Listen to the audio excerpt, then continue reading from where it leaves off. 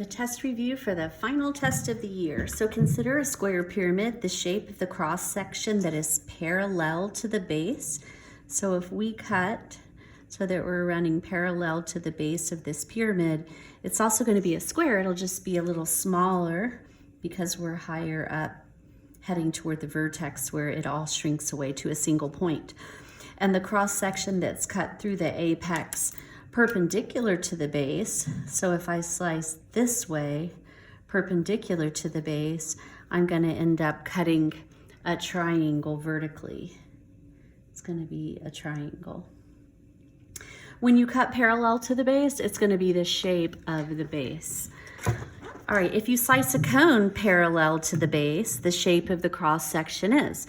Well, what's the shape of the base of a cone? It's a circle. So when we cut parallel to that, again, it's heading up towards the vertex. They aren't congruent, but it's still going to be a circle. Name the solid that's transformed when you rotate the figure around the y-axis. So if you take this shape and you spin it around the y-axis, what it ends up making is half of a sphere, and we do call that a hemisphere. A hemisphere is half a sphere, rotating it around the y-axis. Okay, what's formed when we rotate these two-dimensional solids? I only know this because I had some students do it. When you rotate the circle around, basically what it makes, the shape we're familiar with, is kind of like a donut or a ring, but I believe people looked it up and said it was actually called a torus. But you could say ring, donut, tire, something like that, inner tube. When you rotate a rectangle around, you're going to end up with a cylinder, okay? When you rotate around something 360, there is always a circle that is generated. So this is a cylinder. And the same thing when we spin that cone, when we spin the triangle, it's going to generate a circle for a base, and so that's going to be a cone there. Okay, when you do population density, it's people per square mile, division. So you're taking the number of people and dividing by the amount of space they have to run around in to see how crowded they are. So we have this table to go on, but we're really only interested in the population density of Sydney, Australia. So they have 4,293,000 people, and those people have 4,775 square miles to spread about in. So the population density, we're just going to divide those. And we end up with about, does it say word around? No, but about 899 people per square mile in the city of Sydney, Australia. Okay, you find an old ring. You're able to weigh it. It has a mass of 24.9 grams, and you can perhaps drop it in some water and see how many cubic centimeters it displaces. And remember that density is equal to mass over volume. So we'll just take the mass of the ring, which is 24.9 grams, and divide it by the volume. And notice density is grams over cubic centimeters. And sure enough, that was grams, and these were cubic centimeters.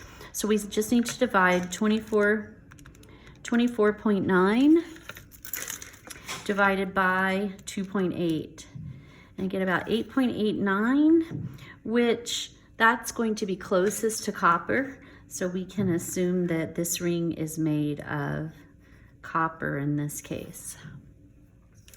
All right, maybe it's not pure, thus the density's off a little bit, but it's going to be closest to copper than any other thing. All right, a block of wood this is its density, and this is its volume. Both of these units need to be cubed, not squared, since we're talking about volume.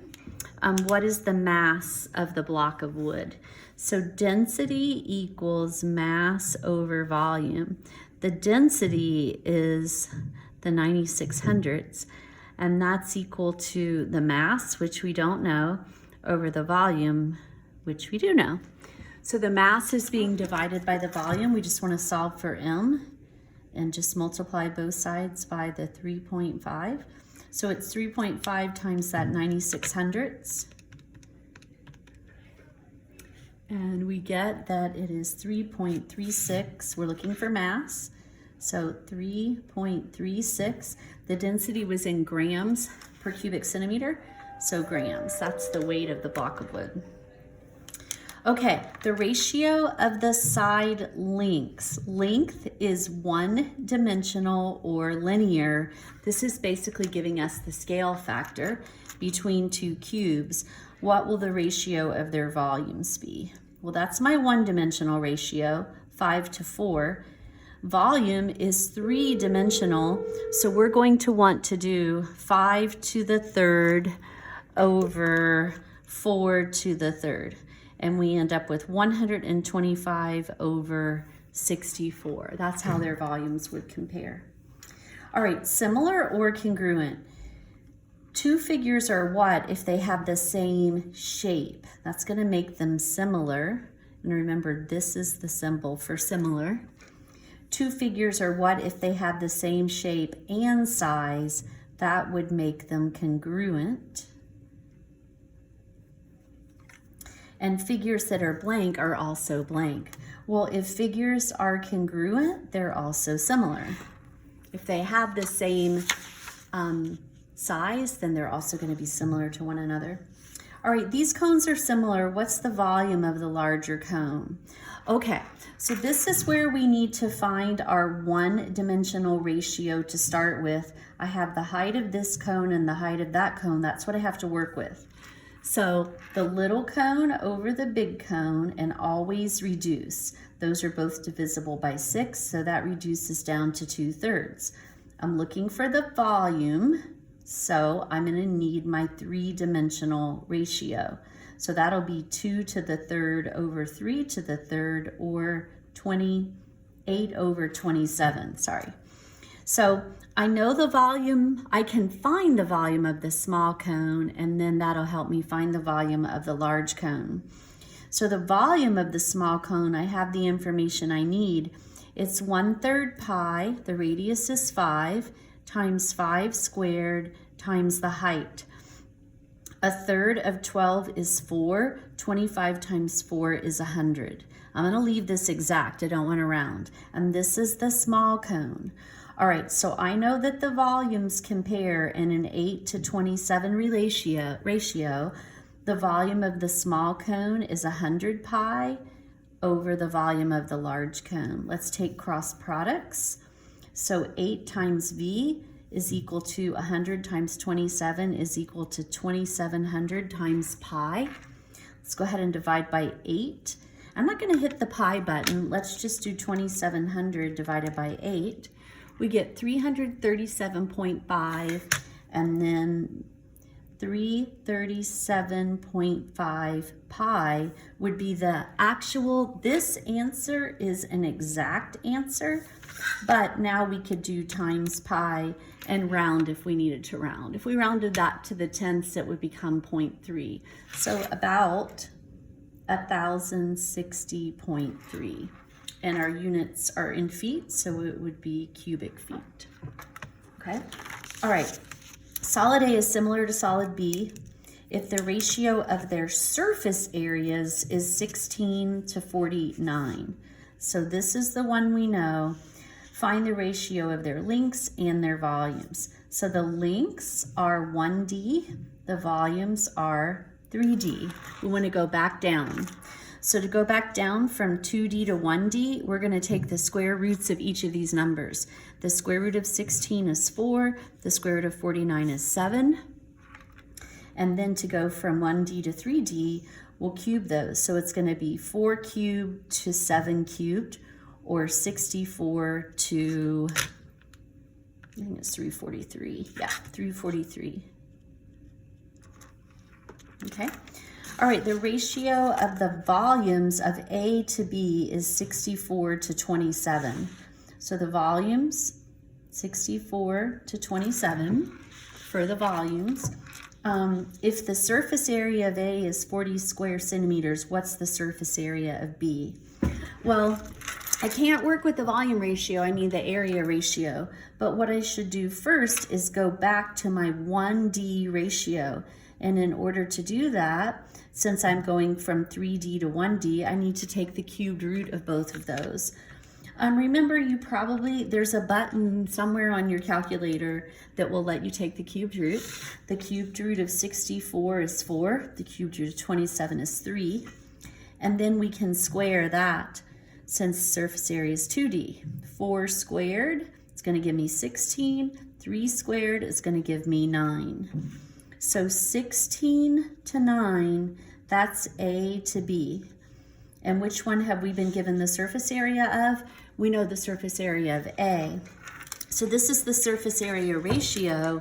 I can set it equal to the actual surface area over that missing piece of information and take our cross products. So 16 times x is equal to 360.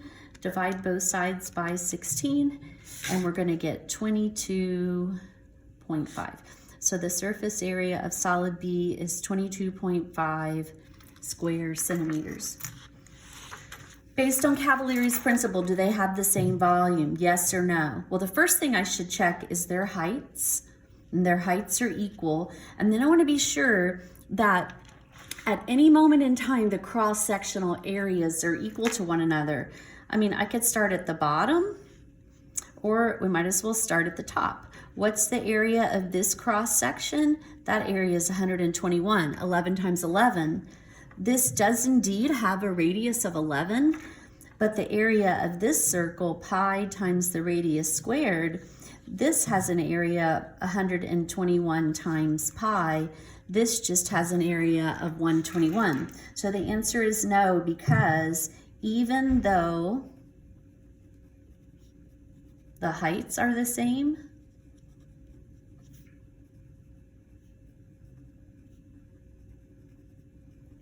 the cross-sectional areas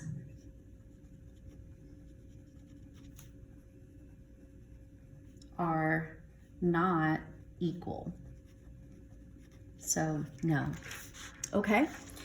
So remember, if they were equal, they would have to be equal at every single point in order for it to work. So suppose these were equal, I would need to check a little further up the solid and a little further up the solid. And as long as they remain equal the whole way, then we could say that they were going to have equal volumes. But in this case, they do not.